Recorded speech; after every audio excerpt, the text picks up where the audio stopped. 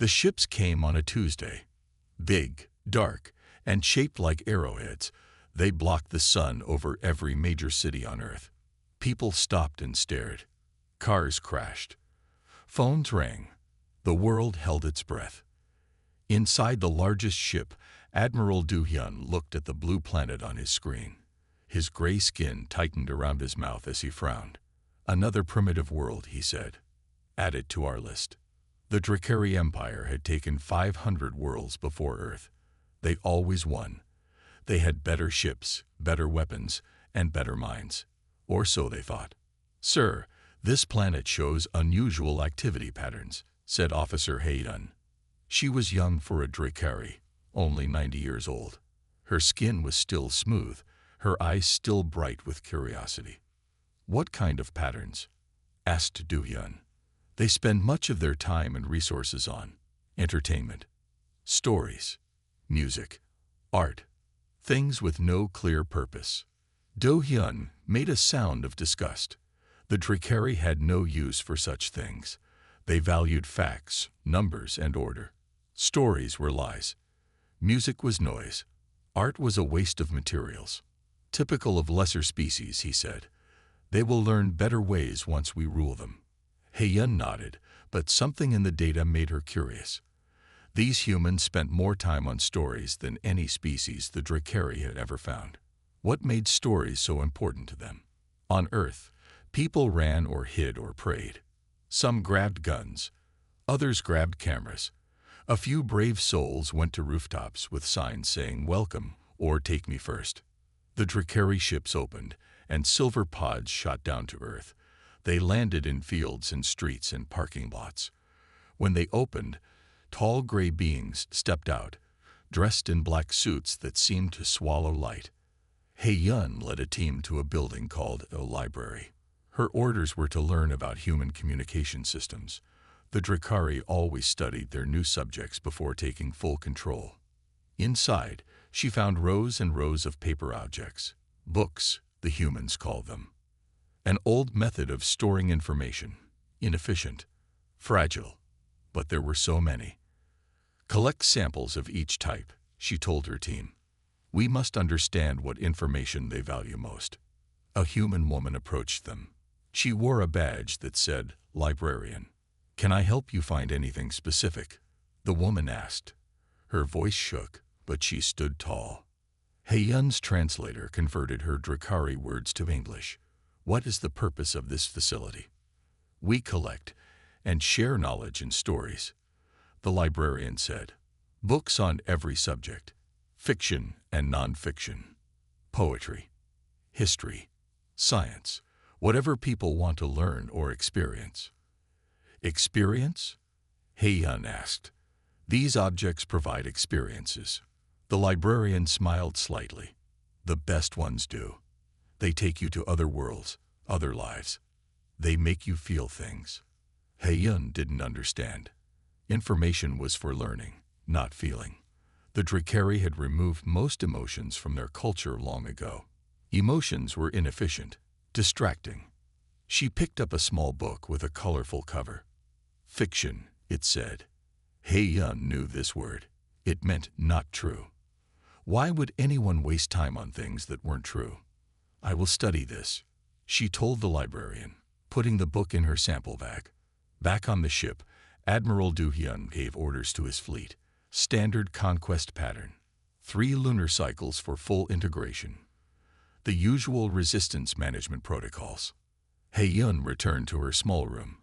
She should have sent all samples to the analysis department, but the small book called to her. She took it out and began to read. It was about a human family facing hard times. Nothing special. No great battles or scientific discoveries. Just people caring for each other, loving each other, facing problems together. Something strange happened as Hae-yun read. Her chest felt tight. Her eyes grew wet. When the father in the story sacrificed himself for his children, water leaked from her eyes. Tears. A reaction her species had evolved past. Hae-yun quickly hid the book when she heard footsteps outside her door. What was happening to her? And why did she want to read more? Hyun couldn't stop thinking about the books. Every night, she read more. Stories about love, courage, friendship, and hope. Things the Drakari had set aside long ago. One story hit her harder than the rest. It was about a mother who gave up everything to save her child. The mother didn't win. She didn't get fame or power. She simply loved her child more than herself. When Hyun finished reading, she sat very still. Something wet fell onto her hands. Tears. Drakari weren't supposed to cry.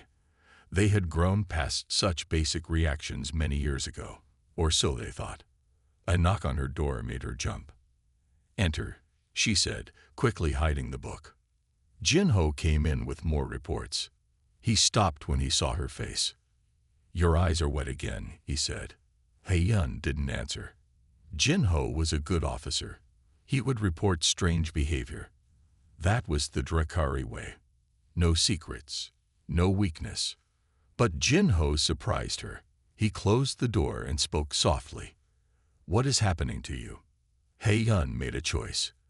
A dangerous one. "I have been reading human stories," she admitted. Jin-ho looked shocked. "But why?" "They are just lies." "They're more than that," Hyun said. She pulled out the book from under her pillow. "They make me feel things. Things we have forgotten." Jin-ho stepped back. "Feelings are weak. The Empire moved beyond them. Did we, or did we just push them down?" Hyun held out the book. "Read just one, then tell me I'm wrong." Jin-ho should have reported her right away. That was protocol. But something in her words made him curious. He took the book. "One chapter," he said, "to understand what is happening to you." The next day, Hyun saw Jin-ho in the meal hall. His eyes looked different, troubled. "Did you read it?" she asked when no one was listening. "Yes," Jin-ho said. "It was strange. The mother in the story. She made no sense. Her actions were not logical. But did you understand why she did it?" Jin-ho was quiet for a moment. "I think I did. And that is what troubles me." In the command center, Admiral Do-hyun noticed something odd in the daily reports. Some officers were showing decreased work efficiency. Small errors were appearing. Focus was slipping. "What is causing this?" he asked his second in command. "Unknown, sir. Perhaps the Earth atmosphere affects our people." Do-hyun frowned. "Increase health checks. We cannot afford any weakness before the integration." That night, Jin-ho came to Hyun's room again. "I want to read more," he said. His voice was low, worried. "Is this a sickness?" "I don't know," Hyun admitted, "but it doesn't feel wrong." She shared another book with him. This one was about friends who stayed loyal through hard times. 2 nights later, Jin-ho brought someone else to Hyun's room. Officer Sunmi looked nervous. "Jin-ho told me about the human stories," Sunmi said. "I want to understand. My work partner has been acting strange. He keeps talking about a movie he saw on Earth." Hyun looked at Jin-ho with surprise.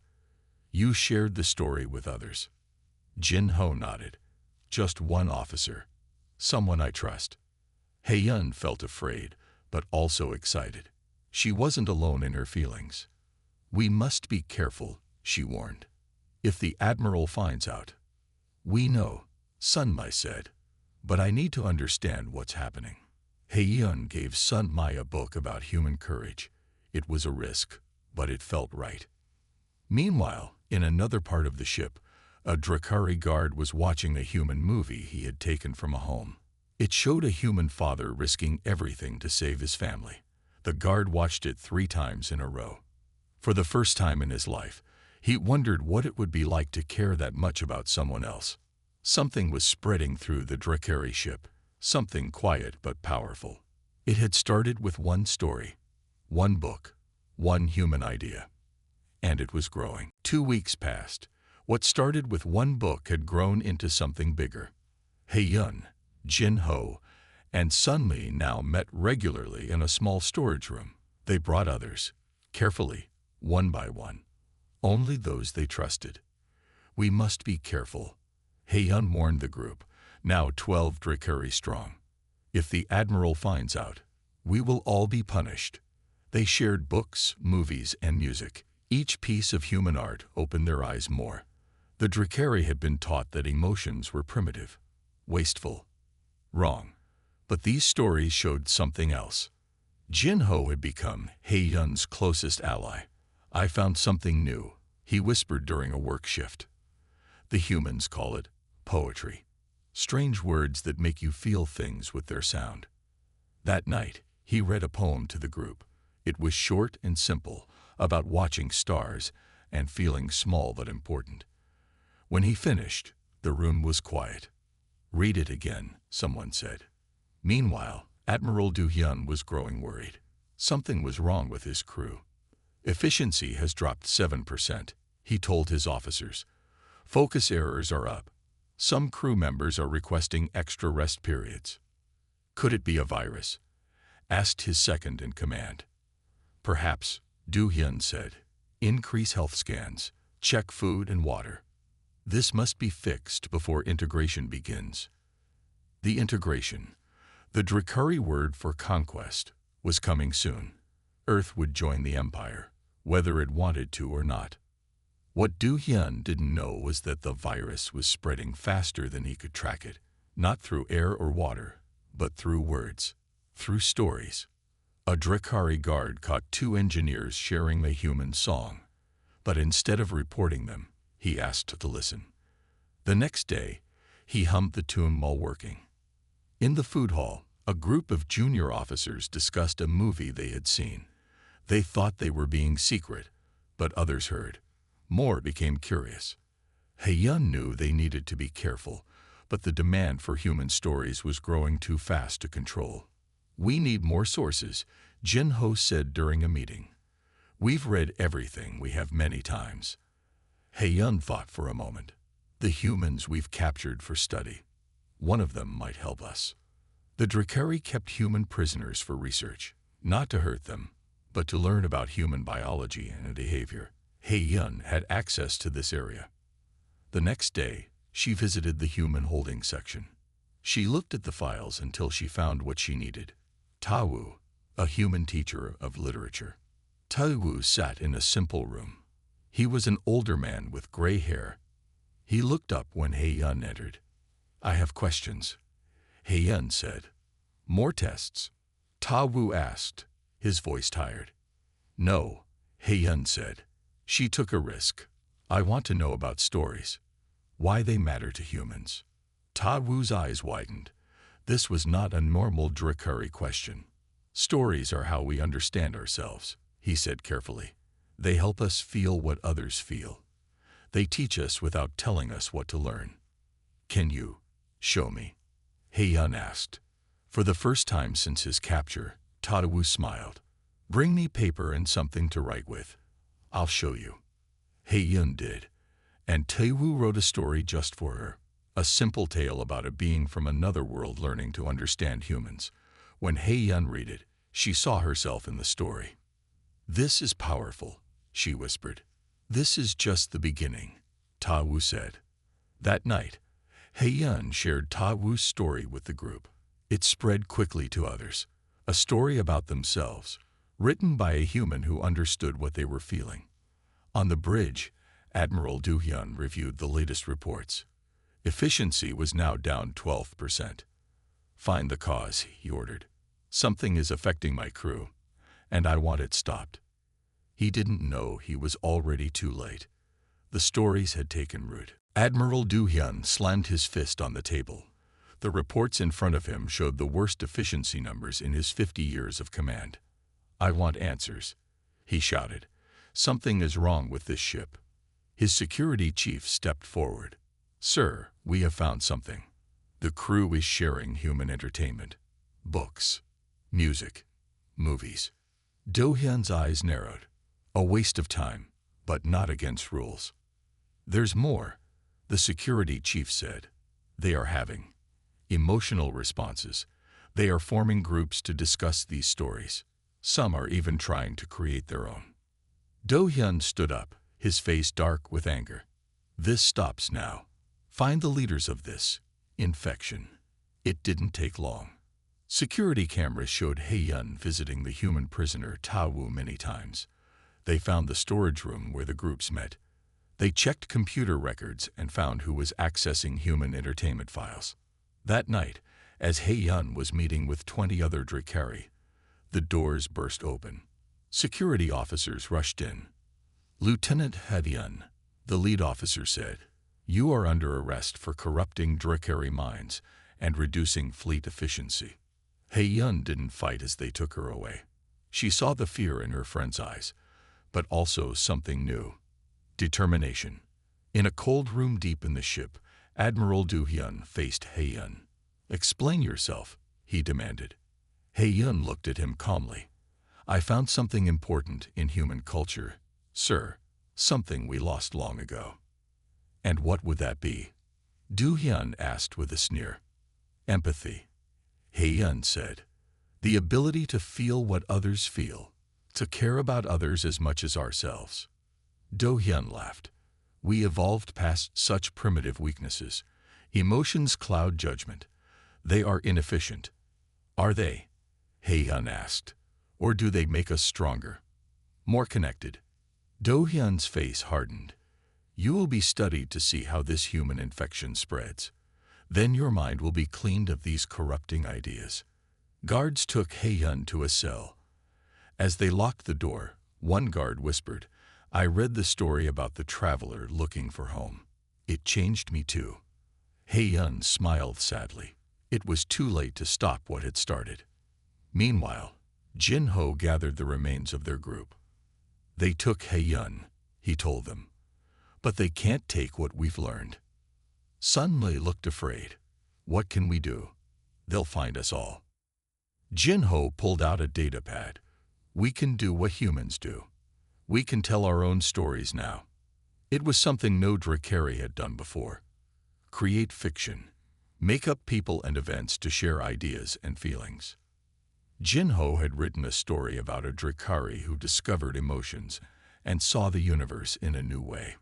It wasn't as good as human stories, but it was honest. It was theirs. "Share it," Jin-Ho said. "Send it to everyone you trust." The story spread faster than any security officer could track. Drakari who had never met He-Yun or Jin-Ho read it. They shared it with others. Some wrote their own stories in response. For the first time in Drakari history, they were creating art. In her cell, He-Yun received a visitor, Ta-Wu, under guard. "They're going to send me back to the human holding area," he said. "But I wanted you to know. What you started won't stop just because they locked you up." "How can you be sure?" He-Yun asked. Ta-Wu smiled. "Because that's how stories work. Once they're in your head and heart, no one can take them away." On the bridge, Admiral Do-hyun received even worse news. "Sir," his security chief said, "more than half the fleet is now showing signs of this emotional infection, and they're creating their own stories now." Do-hyun's face went pale. "This is worse than I thought. Contact High Command. Tell them we have a serious problem." The rebellion had begun, not with weapons, but with words. Admiral Do-hyun stood before the giant screen. The faces of the Drakari High Command looked down at him. 5 old Drakari with gray skin and cold eyes. They ruled 500 worlds from the home planet. "Explain this problem again," said the head commander. "It's the human stories," Do-hyun said. "They are affecting our people, making them emotional, inefficient." The head commander frowned. "Stories, words on paper are defeating Drakari soldiers." "Not defeating," Do-hyun said quickly. "Infecting, changing how they think. They care about the humans now. They question our right to take their world." The 5 leaders looked at each other. This had never happened before. "How many are affected?" another commander asked. Do-hyun lowered his head. "At least 60% of the fleet, possibly more." There was silence. Then the head commander spoke. "You know what must be done. Sterilize all infected personnel." Do-hyun's eyes widened. That would be more than half my crew. They are lost to us, the head commander said coldly. The infection must not spread to other fleets or worlds. You have your orders. The screen went black. Do-hyun stood alone. Sterilize. The Drakari word for kill. He had to kill over half his crew. He called his most loyal officers. Prepare for sterilization protocol. All personnel who have accessed human entertainment in the last 30 days are to be terminated. One officer looked shocked. Sir, that's thousands of our people. Those are our orders, Do-hyun said. Begin immediately. In another part of the ship, a young security officer named Min heard the orders. His hand shook as he left the room. He had read Jin-ho's story. He had felt things he never knew were possible. He ran to find Jin-ho. They're going to kill everyone who read the stories, he told Jin-ho. Everyone who showed emotional responses. The admiral just got orders from high command. Jin-ho's face went pale. When? They're starting now. Making lists. Locking down sections of the ship. Jin-ho grabbed Min's arm. We need to warn everyone. And we need to free Hae-yun. Min looked afraid. That's treason. Is it? Jin-ho asked. Or is killing your own people for feeling emotions the real crime? Min thought about the stories he had read. About right and wrong. About standing up for others. I'll help, he said. They moved quickly. Min used his security codes to send a warning through the ship's communication system. Jin-ho gathered their closest friends. We need to reach the broadcast center, Jin-ho said. We can send human stories to the entire fleet at once. In her cell, Hae-yun heard the alarms. Something was happening. Then her door slid open. Sunmai stood there with a security key. We have to hurry, Sunmai said. They're going to kill everyone who read the stories. Hae-yun couldn't believe it. Kill. Our own people. High Command's orders. Do-hyun is preparing now. They ran through the halls. Other Drakari joined them. Most had never broken rules before, but the stories had changed them. They had learned about courage, about standing up for what was right. They reached the broadcast center. Guards tried to stop them, but there were too many story readers now. What do we do? Sunmai asked Hae-yun. Hae-yun looked at the communication controls. We send everything. All the stories, all the music, all the art, to every Drakari in the fleet. Jin-ho nodded. If they're going to kill us for feeling, then every Drakari should have the chance to feel first. They worked quickly, loading all the human culture they had collected. As alarms blared and security forces approached, Hae-yun pressed the final button. Across the entire fleet, on every screen and speaker, human stories began to play. Admiral Do-hyun watched in horror as his sterilization plan fell apart. He couldn't kill the infected if everyone was infected. What have they done? He whispered. The Drakari Empire faced its greatest crisis, not from weapons, but from words. Admiral Do-hyun marched down the hall with 20 loyal guards. His face was hard as stone. The ship was in chaos. On every screen, human stories played. In every room, voices sang human songs. It had to stop. We will take back the broadcast center, he told his guards. Then we will complete the sterilization orders. But when they turned the corner, 50 Drakari blocked their way. Not soldiers, just normal crew members, engineers, cooks, cleaners, all standing together. Move aside, Do-hyun ordered. No one moved. This is mutiny, he warned. The punishment is death. An old engineer stepped forward. We have read the human stories. Admiral, we know what death is now. We understand fear, but we also understand courage. Do-hyun signaled his guards to raise their weapons. Last warning. The guards looked at each other. Slowly, one by one, they lowered their weapons. Sir, said the guard captain, I cannot fire on our own people. Do-hyun's face twisted with rage. You too. Has everyone lost their minds? No, Admiral, said a voice behind him. We found them. He-Yun stood there with Jin-Ho and Sun-Mai. Behind them were more crew members. Step aside, He-Yun said to the admiral. No one needs to die today. Do-Hyun looked around. He was alone now. All his guards had joined the mutiny. What do you want? He asked, his voice shaking with anger.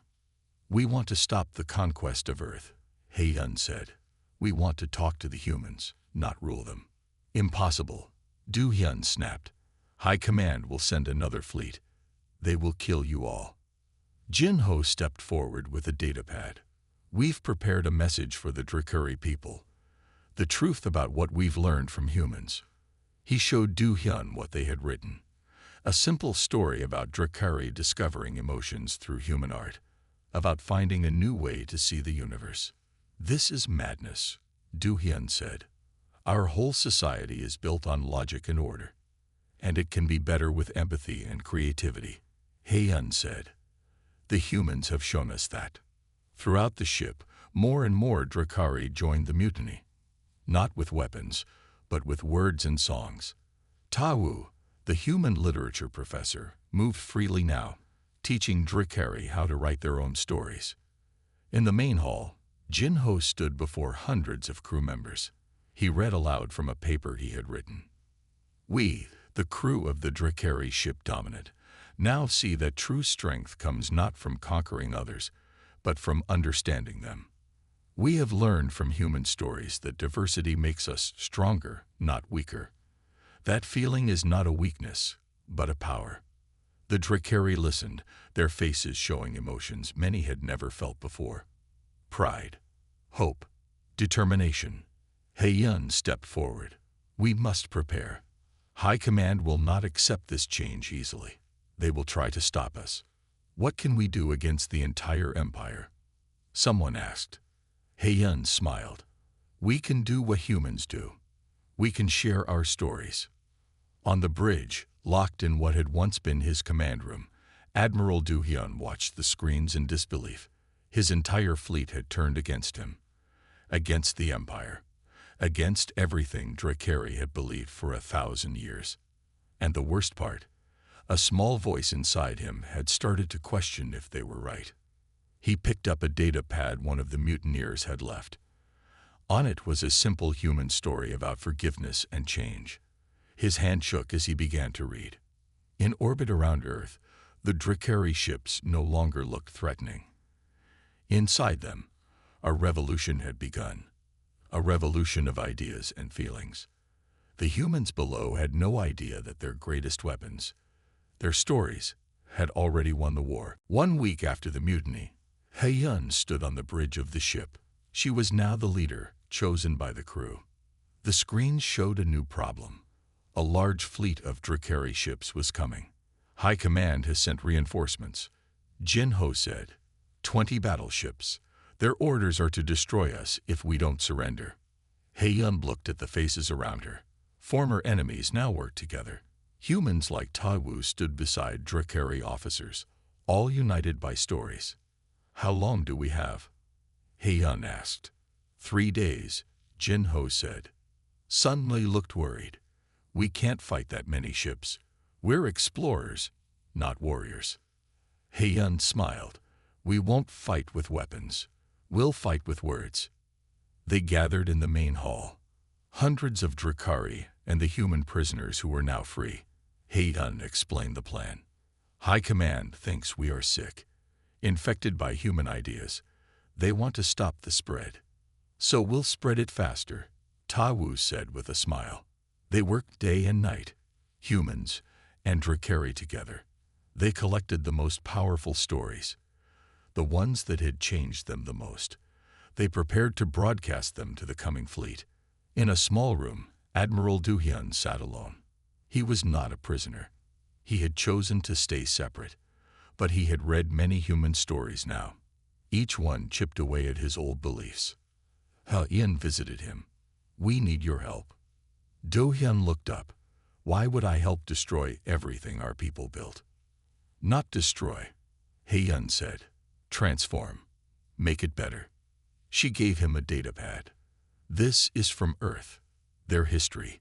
They had empires too, cold and cruel ones. But they changed. They found better ways to live. Not perfect, but better. Do-hyun took the pad slowly. What do you want from me? Your voice, Hae-yun said. You're still an admiral. The fleet will listen to you. Do-hyun didn't answer. Hae-yun left him to think. The day came. The Drakari fleet appeared in Earth's sky. Their weapons were ready. Their orders clear. Destroy the infected ships. Save the Empire. Hae-yun stood ready. Begin the broadcast. Across space, the rebel Drakari sent their message. Not threats. Not pleas. Stories. Human stories about courage, love, forgiveness, and hope. Stories about finding better ways to live. Drakari stories about what they had learned from humans. In the lead ship of the new fleet, Commander Kinam received the broadcast. Ignore it, he ordered. Prepare to fire. But his crew was already listening. The stories played on every channel. There was no way to block them all. A young officer paused. Sir, shouldn't we at least hear what they have to say? It's a trick. Kinam snapped. Human corruption. Then a new voice came over the broadcast. Admiral Do-hyun's voice. This is Admiral Do-hyun of the Drakari First Fleet. I have served the Empire for 50 years. I have conquered 12 worlds. I have always followed orders. The bridge crew fell silent. But I was wrong, Do-hyun continued. The humans have shown us something we lost long ago. The power to feel, to create, to connect. This is not weakness. This is our future. Commander Kinam's face turned dark with rage. Ignore him. He's infected. But his crew was listening. Some were already sharing the stories with others. Hae-yun watched the screens as the attacking fleet went silent. No weapons fired. Instead, requests for more stories came in. It's working, Jin-ho whispered. Tai-woo smiled. Stories always work.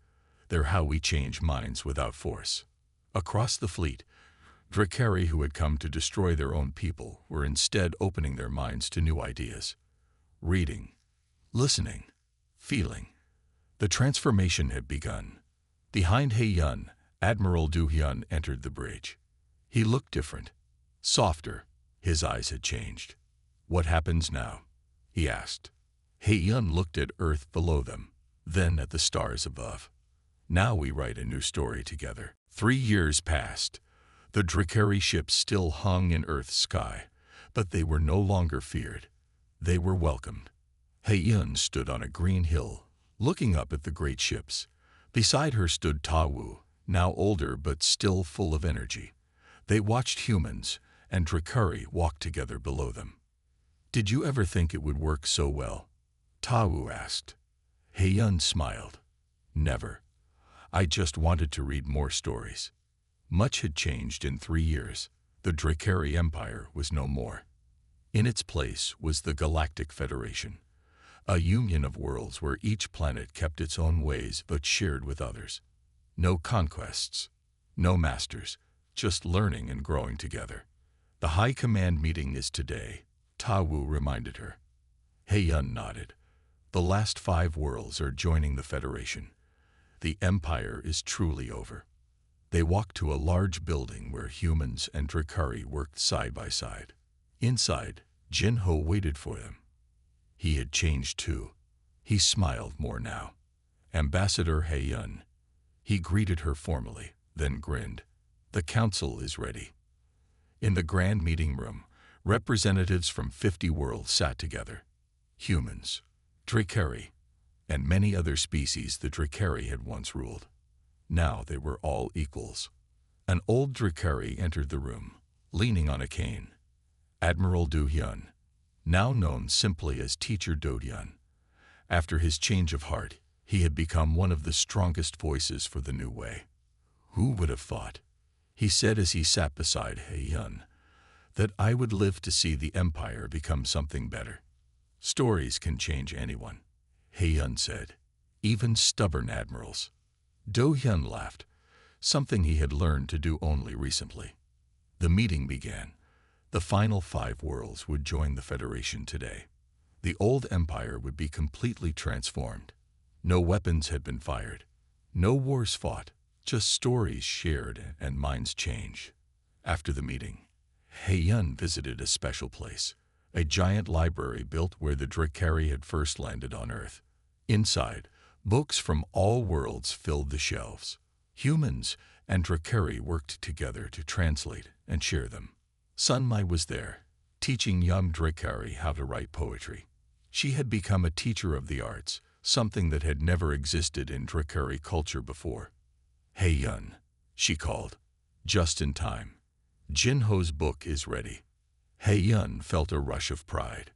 Jinho had been working for 2 years on the first Drakari novel, a story about their journey from cold conquerors to feeling beings. The book was simple and blue. The title read, The Day We Learned to Feel. He-Yun opened it and read the first page. This is a true story about how words changed an empire, how stories from a small blue planet taught us what we have forgotten, how we learned to feel again. Jinho joined them, looking nervous. Do you think humans will want to read it? They'll love it, Ta Wu assured him. It's a story about change and hope. Those are universal. That evening, He-Yun stood on her ship looking down at Earth. So much had changed because of one small act, picking up a human book and allowing herself to feel. The communication screen lit up. It was a call from a distant planet, one the Drakari had conquered long ago. Ambassador He-Yun, said an alien voice, we have read the human stories you sent, and we have read Jinho's book. We want to learn more. He-Yun smiled. The change was still spreading, world by world, story by story. On Earth below, in schools and homes, human children now learned how their stories had saved them from conquest, how words had proven stronger than weapons. And in Drakari schools across the galaxy, young Drakari learned a lesson their parents never knew. That feeling was not a weakness, but the greatest strength of all. The empire had fallen, not to weapons, but to human stories. And the universe was better for it.